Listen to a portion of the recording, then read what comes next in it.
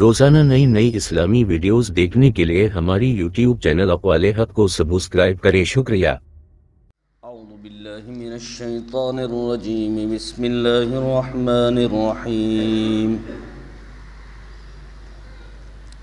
الہاکم التکاثر حتی زرتم المقابر، کلا سوف تعلمون ثم کلا سوف تعلمون، کلا لو تعلمون علم الیقین لترؤن الجحیم ثم لترؤنها عین الیقین ثم لتسألن یومئذ عن النعیم۔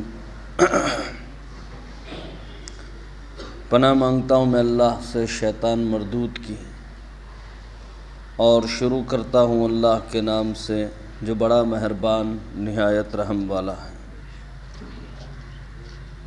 غفلت میں ڈال دیا تم کو کثرت نے، یہاں تک کہ تم نے قبروں کی زیارت کر لی۔ کلا سوف تعلمون، خبردار ان قریب تم جان لو گے۔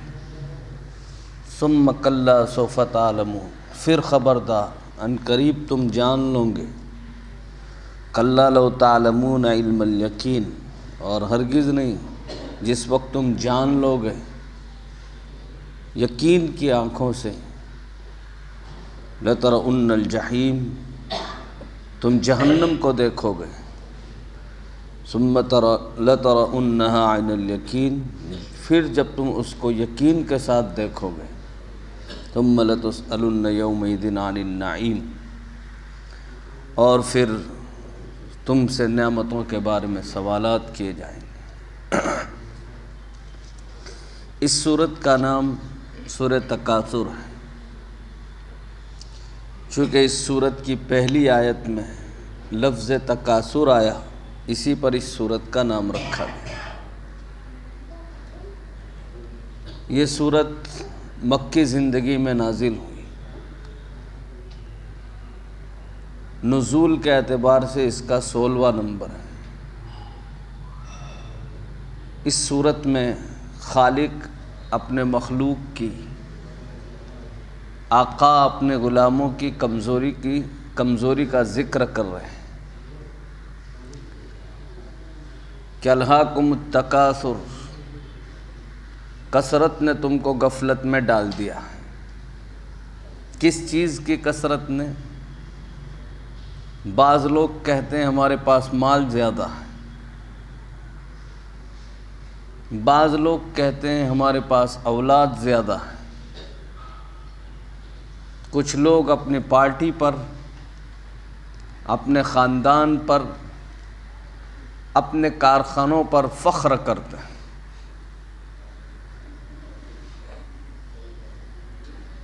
سرکار دو عالم صلی اللہ علیہ وسلم نے فرمایا لا اخشى علیکم الفقر، تم فقیر ہو جاؤ اس کا مجھے خطرہ نہیں ہے۔ فقیر رہو گے تو تم دین پر قائم رہو گے۔ تقسط علیکم الدنیا، تم پر دنیا پھیلائی جائے گی، خطرہ یہ ہے کہ تم سرکشی اور طغیانی پر اترنا ہو۔ سرکار دو عالم صلی اللہ علیہ وسلم نے یہ بھی فرمایا بدأ الاسلام غریبا وسیعود غریبا فطوبی للغرباء، اسلام غریبوں سے شروع ہوا تھا، غریبوں پر ختم ہوگا، اور میرا سلام ہے ان غرباء کو جو اسلام پر قائم ہے۔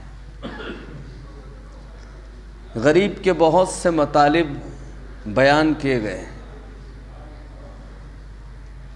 میں ہمیشہ اپنے طلباء کو ایک بات کہتا ہوں کہ غریب کا ایک مطلب بھائی اجنبی بھی ہوتا ہے،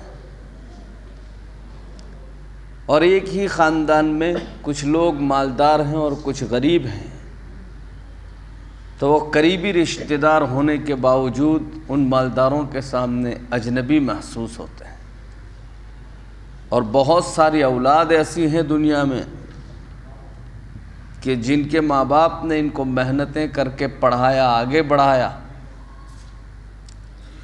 اور جب بچے قابل ہو جاتے ہیں، مالدار بن جاتے ہیں، اور باپ اسی فقر و غربت میں رہتا ہے، تو بچے کو بھی باپ کہتے ہوئے شرم آتی اور وہ ان کو غریب سمجھتا ہے، اجنبی ہو جاتا ہے باپ۔ اور اس طرح کے بہت سارے ڈرامے بھی بنائے ہوئے ہوتے ہیں کہ بیٹا اگر بڑا آفیسر بن جائے اور غریب باپ اگر اس کے آفس پر پہنچ جاتا ہے تو بیٹے کو اچھا نہیں لگتا کہ یہاں کسی کو پتہ چلے کہ یہ میرا باپ ہے۔ فطوبى لعبد فطوبى للغرباء، وہی اسلام غربا سے ہی شروع ہوا تھا۔ آپ دیکھیں صہیب، یاسر، بلال، عمار، یہ سب بیچارے فقراء صحابہ تھے، ابو ہریرہ وغیرہ، اور یہی لوگ دین پر قائم رہتے ہیں۔ مالداروں میں سے اکا دکا ہوں گے جو صحیح مالدار ہوں گے، ورنہ مال سرکشی پیدا کرتا ہے۔ ہاں، جو مالدار صحیح معنی میں حدود شرع میں رہ کر مالدار بنے اور مال کمایا ہے تو وہ دین پر قائم رہتے ہیں۔ باقی خلط ملط کرنے والے جتنے مالدار ہیں ان کو دین سے اور دینداروں سے کوئی دلچسپی نہیں ہوتی۔ ہاں، ورنہ بگڑی ہوئی اولادوں سے تو دنیا بھری ہوئی ہے۔ دیکھو آج بھی جتنے فسادات ہو رہے ہیں وہ سب امیر ماں باپ کی بگڑی ہوئی اولاد کر رہی ہے، ان کو دین سے اور دینداروں سے کوئی دلچسپی نہیں۔ اسی لیے فرمایا گیا وَلَوْ بَسَطَ اللَّهُ الرِّزْقَ لَبَغَوْا فِي الْأَرْضِ، اگر اللہ تعالیٰ رزق کو خوب پھیلا دیتے تو خطرہ کے لوگ سرکشی اور طغیانی پر اتر آتے۔ بہت غفلت ہے، اور ہمیشہ بندہ اسی کی طلب اور لالچ میں رہتا ہے۔ روایات میں آتا ہے کہ نبی علیہ السلام نے فرمایا بنی آدم کو اگر 2 وادی پوری کی پوری اور 2 میدان سونے کے بھر کر دے دیے جائیں لبتغ الثالث، وہ تیسری کی تلاش میں رہے گا۔ لا يملأ جوف ابن آدم الا التراب، ابن آدم کا پیٹ کوئی نہیں بھر سکتا ہے مگر مٹی، مٹی اس کا پیٹ بھرتا ہے۔ بھائی ہمیشہ آدمی یہی حرص و ہوس اور لالچ میں مبتلا رہتا۔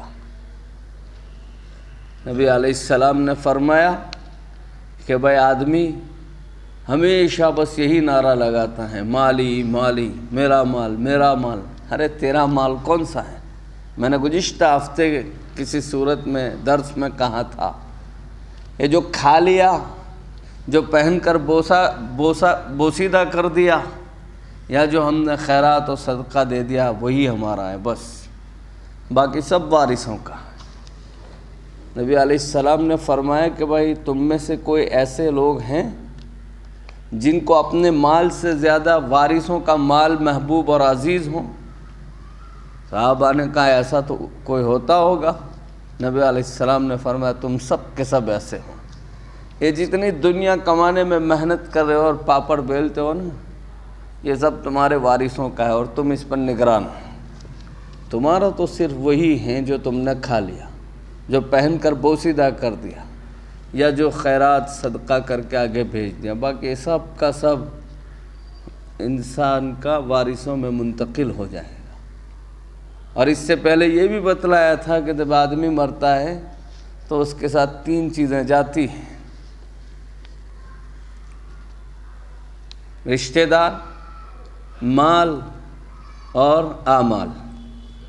2 چیزیں لوٹ کر آ جاتی ہیں، ایک چیز ساتھ رہ جاتی ہے۔ رشتہ دار چاہے کتنے قریبی ہوں، کسی کو آپ کے ساتھ وہاں رہنا اچھا نہیں لگتا ہے، سب بھاگتے ہیں، دفن ہو گیا بھاگو۔ حالانکہ روایات میں آتا ہے کہ جب اپنے قریبی رشتہ دار کو جب دفن کریں تو دفنانے کے بعد جب عام لوگ چلے جائیں تو قریبی رشتہ دار اتنی دیر وہاں کھڑے رہیں کہ پورے ایک اونٹ کو ذبح کر کے اس کے گوشت کو تقسیم کرنے میں کتنی دیر لگتی، اتنی دیر اس کے لیے دعائے مغفرت کرتے رہیں. یہ بدت پہ اللہ ناشد آئی، دور دور کھڑے رہتے ہیں، ابھی وہاں سے بھاگ جاتے ہیں. خیر، تو کوئی کتنا قریبی رشتہ دار کیوں نہ ہو، وہاں کوئی ساتھ رہنے کو تیار نہیں ہوتا. بیٹا جب بیمار ہوتا ہے تو ماں بھی بولتی رہتی ہیں بیٹا میں تجھ پر قربان ہوں، یہ ہوں وہ بھی ساتھ آنے کو تیار نہیں. علماء نے ایک لطیفہ لکھا ہے کہ ایک بیٹا بہت بیمار ہو گیا، اب اس کے اچھے ہونے کی امید نہ رہی. ماں کو یقین ہو گیا کہ مر جائے گا، اور اس نے کچھ جانور بھی پال رکھے تھے، تو دروازہ کھلا تھا کہ ایک بیل گھر میں چلا آیا. سانڈ بھائی بل جو ماں یہ سمجھی کہ اسرائیل آ گیا، تو اس بیل کو مخاطب کر کے کہا بھائی بیمار اور تندرست میں فرق کرنا، کہیں مجھ کو لے کر نہ چلا جائیں.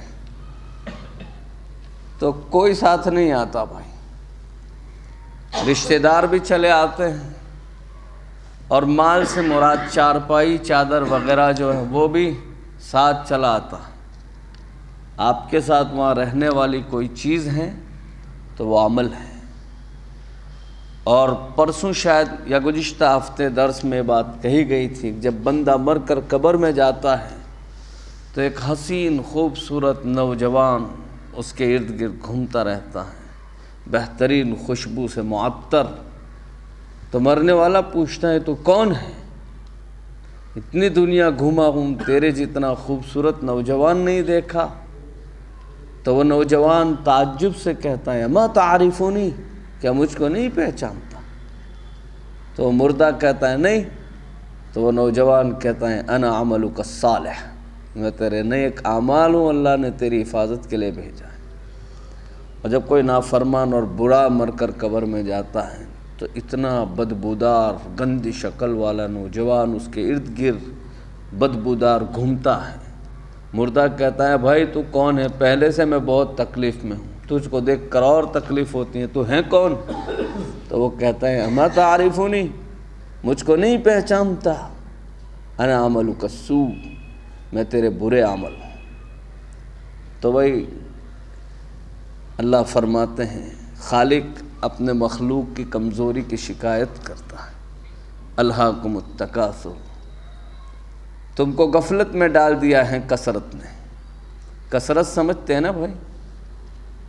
کثرت یعنی اپنی گجراتی والا نہیں، جو آج کل لوگوں کو جن کا بھوت چڑھا ہے، جم و جوان چالو کرو، عجیب لوگ ہیں. اور میری بھائی یہ ایک اپنی طالب علمانہ خیال ہے.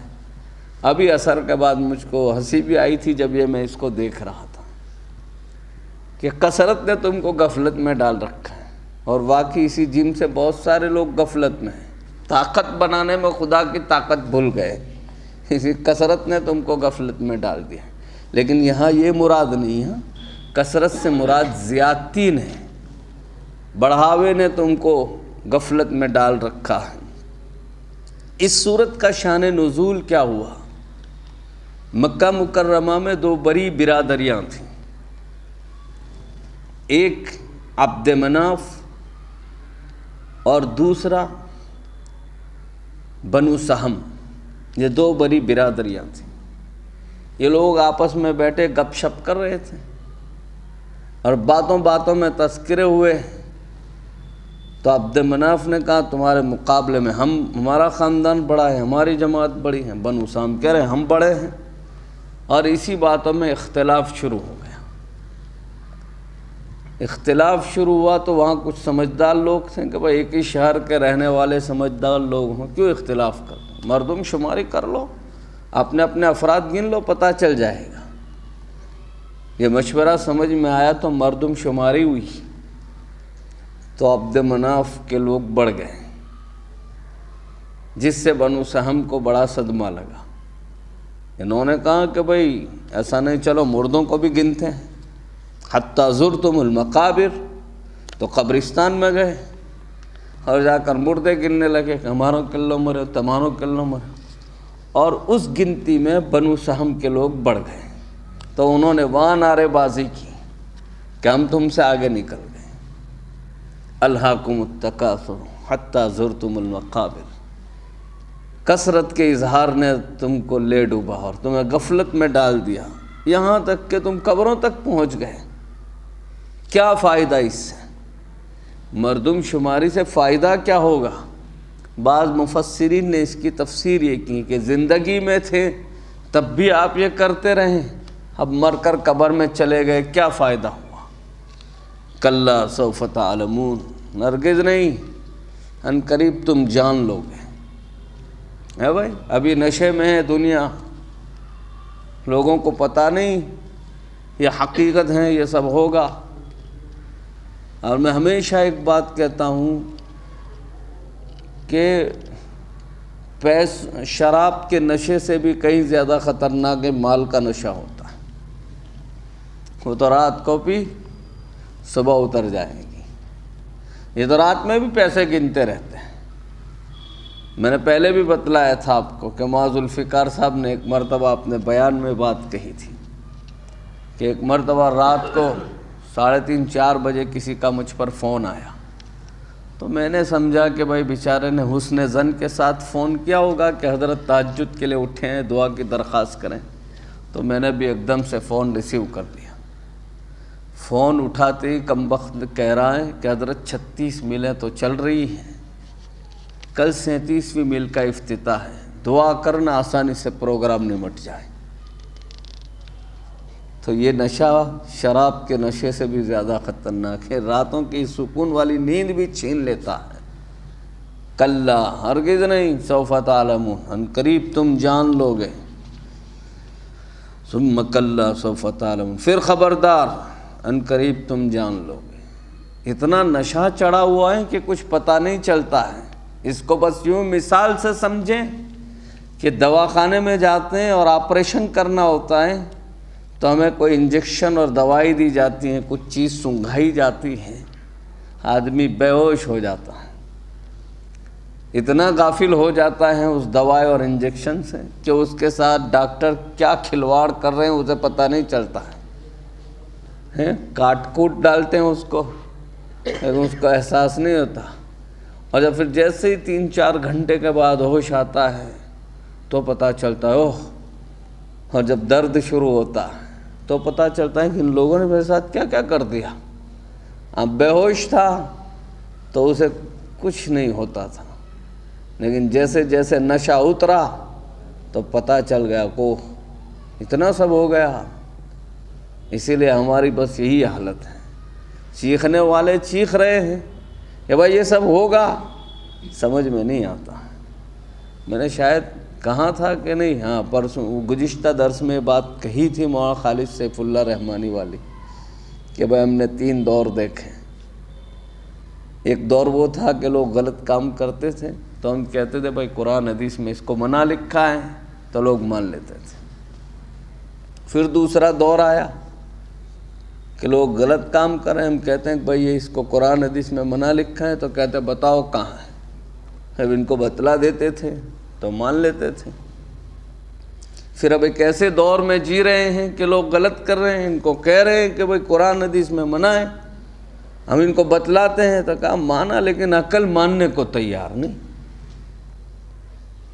آج ہم سب کا یہی حال ہے، بولنے والوں کی بھی سننے والوں کی بھی، ماننے کو کوئی تیار نہیں، نشے میں ہے۔ اب جب اترے گا تو پتہ چلے گا کہاں یہ تو سب سچا تھا، لیکن પેલું ભાઈ આપણી ગુજરાતીમાં રંડા یا પાછળનો પસ્તાવો، وہاں کی ندامت کچھ کام نہیں آئے گی۔ کلا لو تعلمون علم الیقین، اور خبردار جب تم جان لو گے، یقین کی آنکھوں سے اس کو دیکھ لو گے۔ مجدد الفسانی سرہندی رحمۃ اللہ علیہ نے تصوف میں ایک رسالہ لکھا جس کا نام معارف لدنیہ ہے۔ اس میں حضرت نے 3 درجے علم کے لکھے: علم الیقین، عین الیقین اور حق الیقین۔ سمجھ رہے ہیں؟ علم الیقین کس کو کہتے ہیں بھائی؟ کہ بھائی ایک آدمی مثلاً ہمیں یہ کہہ رہا ہے کہ آگ جو ہے نا وہ جلا دیتی ہے. اب ہم نے تو دیکھا نہیں کہ آگ جلا دیتی ہے، لیکن جو بتا رہا ہے، جو بات بیان کر رہا ہے، کہنے والا جو ہے وہ سچا آدمی، وہ جھوٹ نہیں بولتا ہے، تو ہم اس کی بات مان لیتے ہیں کہ بھائی آگ جو ہے وہ جلا دیتی ہے. اس کو علم الیقین کہتے ہیں، اس کو علم الیقین کہتے ہیں. اور ایک عین الیقین، جس وقت ہم نے لاس اینجلس کو دیکھا تو ہم نے آگ کو جلاتے ہوئے اپنی آنکھوں سے دیکھا ہے کہ ہاں آگ جلا دیتی ہے. اور جو کہتے تھے کہ ہاں کچھ نہیں ہوگا، یہ ہماری جنت ہے، جنت کو جہنم بناتے دیر نہیں لگی، اور ہم نے ہماری آنکھوں سے دیکھا سب نے. اب تو ان کو اور خطرہ بڑھ رہا ہے. ان کے سائنٹسٹ یہ کہہ رہے ہیں کہ اب یہاں تیزاب کی بارش ہونے والی ہے. خدا کریں کہ ان کے سائنٹسٹوں کی یہ بات سچی ہو جائے. پوری دنیا میں فحاشی اور اڑیانی انہی لوگوں نے پھیلائی ہے، کم بختوں نے. خیر، تو بھائی ہم کو عین الیقین بھی ہوا کہ آگ جلا دیتی.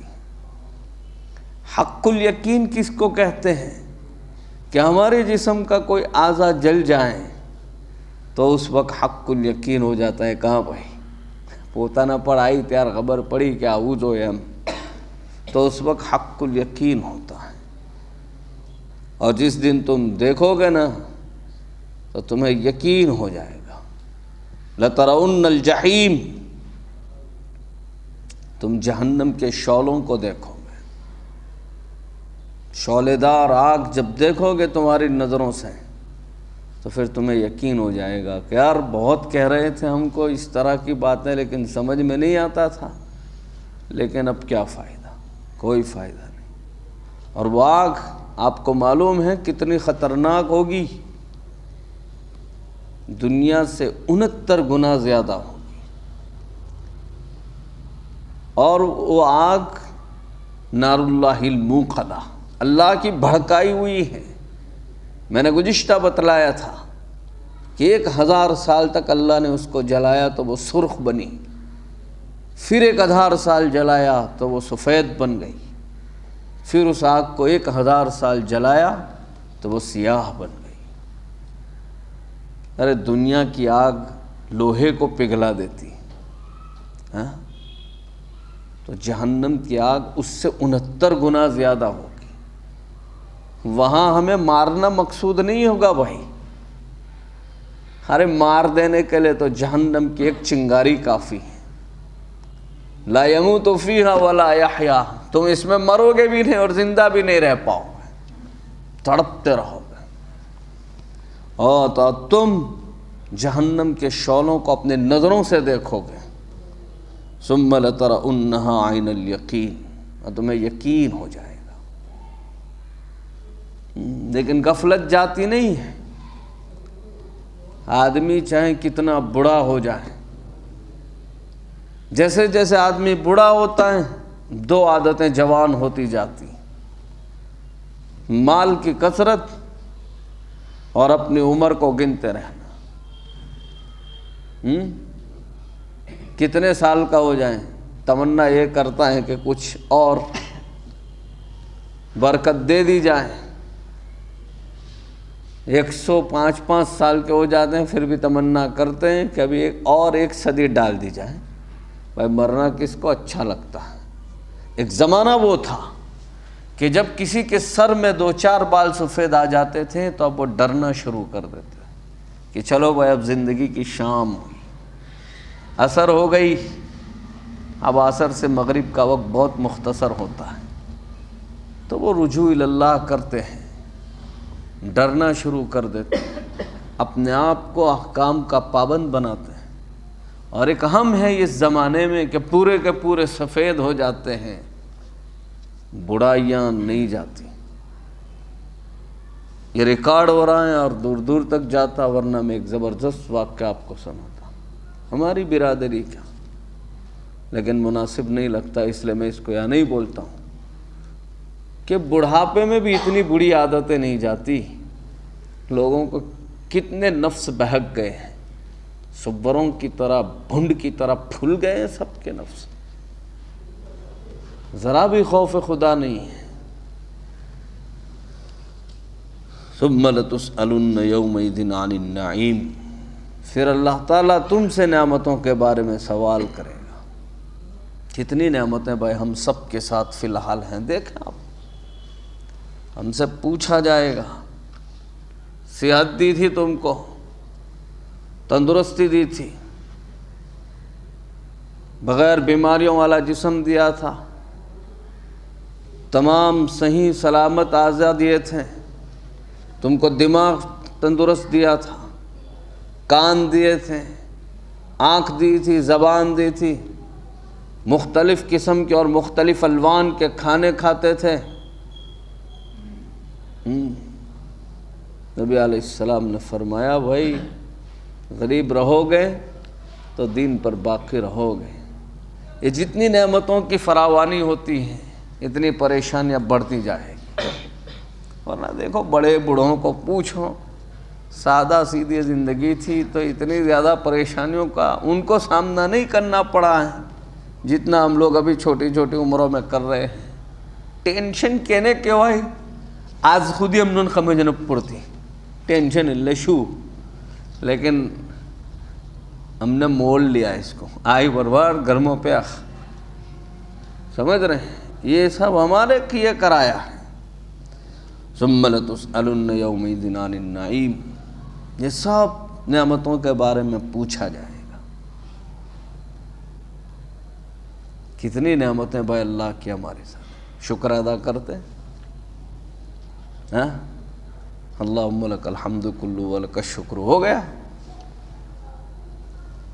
بہترین شکر یہ ہے کہ بندہ 2 رکعت نماز پڑھے، اس لیے کہ نماز میں سارے اعضاء استعمال ہوتے ہیں، اس لیے بھائی ہر روز آج سے طے کرو، ہر روز انشاءاللہ 2 رکعت صلاۃ شکرانہ ادا کریں گے، عادت ڈالیں بھائی، ایسے ایک ایک عمل مخلص اللہ کے لیے کرتے رہیں، بڑا بے نیاز ہے۔ اگر ہمارا یہ عمل پسند آ گیا کہ میرا شکر گزار بندہ تھا، بخش دو اسے، کام ہو جائے گا۔ طے کرو انشاءاللہ آج سے 2 رکعت، جس طرح کھانے کے وقت کھانا نہیں بھولتے ہیں نا، ناشتوں کے وقت ناشتہ نہیں بھولتے، اسی طرح اس طرح چند معمولات ایسے بنانے چاہیں کہ وقت پر ادا کر دیں۔ ان السمع والبصر والفؤاد کل اولئک کان عنہ مسئولا، قرآن میں ہے، سورہ بنی اسرائیل میں ہے، ان السمع والبصر والفؤاد، ہم نے آپ کو آنکھیں، کان، دل سب سلامت دیا ہے، سب کے بارے میں ہم تم سے پوچھیں گے۔ آنکھیں دی تھی، کہاں استعمال کی؟ شو کر جو فیس بک کھولتا تھا فجر پڑی دیتی تھی۔ ہاں بھائی بہت غلط استعمال ہو رہا ہے۔ نوجوانوں ہنسنے کی باتیں نہیں ہیں، افسوس کی بات ہے۔ آنکھوں کے بارے میں پوچھا جائے۔ گانے سنتے تھے، پوتری ادھرنی گاڑی سے اکھی زوا دیے تو بھنگار موئی نہ چلے، ہم ڈی جے وگاڑ ٹھمکے لگ رہے ہیں، اس میں بھی شرم نہیں۔ نوجوان بہت بے باک ہوتے جا رہے ہیں، موقع نہیں اور وقت کافی ہو گیا ہے، ورنہ اس جوانی کے معاملے میں بھی پوچھا جائے گا۔ خیر چھوڑو اس کو۔ ایک مرتبہ نبی علیہ السلام اپنے بیویوں کے گھر گئے اور کہا کھانے کو کچھ ہیں؟ سب نے کہا کھانا نہیں ہے۔ نبی علیہ السلام مسجد نبوی تشریف لے گئے، ابو بکر آئے، راستے میں عمر بھی ملے، دونوں ایک دوسرے کو پوچھ رہے ہیں کہاں جا رہے ہو؟ ابو بکر کہہ رہے ہیں یار بھوک نے ستایا ہے، عمر کہہ رہے ہیں ابو بکر بھوک نے ستایا ہے، کہ چلو نبی علیہ السلام کے پاس جاتے ہیں، کچھ مل جائے گا۔ یہ مسجد نبوی کے دروازے پر پہنچ رہے ہیں کہ ہدایت کا وہ چمکدار ستارہ محمد رسول اللہ باہر آ رہے ہیں۔ اپنے دونوں ساتھیوں کو دیکھ کر کہاں رفیقو کہاں جا رہے ہو؟ کہ بھوک نے ستایا ہے، کہ اسی بھوک سے پریشان ہو کر مسجد میں آیا ہوں، چلو تینوں مل کر کہیں جاتے ہیں۔ وہ ایک صحابی تھے ابو الہیثم اللہ نے ان کو کچھ مال دیا تھا۔ اس سے ایک مسئلہ بھی ثابت ہوتا ہے، لیکن وقت نہیں ہے۔ خیر یہ تینوں وہاں پہنچ گئے تو حضرت تو موجود نہیں تھے ابو الہیثم۔ ان کی بیوی نے دیکھا کو بزرگ ہستیاں ہمارے گھر پر تشریف لائیں، میری خوشی ہے فرشرا۔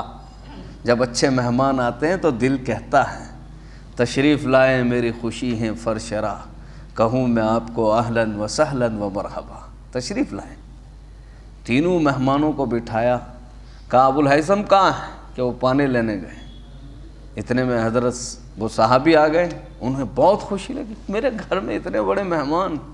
انہوں نے فوراً تر و تازہ کھجوریں دی، پانی دیا اور فرمایا کہ آپ بیٹھو، میں بکری کا بچہ ذبح کر کے لاتا ہوں۔ نبی علیہ السلام نے فرمایا ایاک والحلوبہ، دودھ دیتی بکری کو ذبح نہ کرنا۔ اس لیے فقہاء نے لکھا ہے کہ دودھ دیتے جانوروں کو ذبح نہ کرو ورنہ دودھ کی نعمت سے محروم کر دیے جاؤ گے۔ کون سمجھائے گا؟ کوئی مسائل نہیں پوچھتا ہے علماء سے، جا کر پوچھیں ان سے کہ تمہاری بے دینی اور جہالت نے قوم کو کتنی نعمتوں سے محروم کر دیا۔ جو آدمی آیا اٹھا کے ذبح کر دیا، جو کھڑا نہیں رہ سکتا تھا اس کو بھی ذبح کر دیا، ٹھنڈا نہیں ہونے دیا اس کو چھوٹا کر دیا۔ تڑپ گئے نا، وہ تو ہمیں معلوم نہیں ہے۔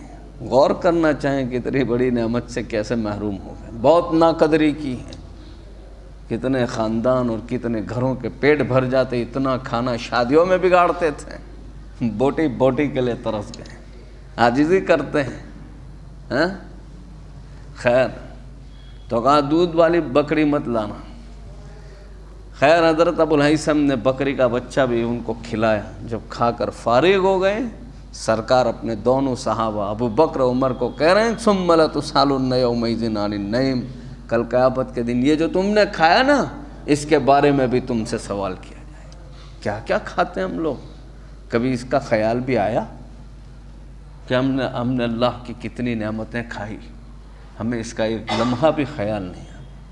اللہ تعالی ہم سب کو اللہ کی دی ہوئی نعمتوں کی شکر گزاری کی توفیق نصیب فرمائیں، اور غفلت سے اللہ تعالی ہم کو نکال دیں، اور فکر آخرت ہم سب کو نصیب فرمائیں۔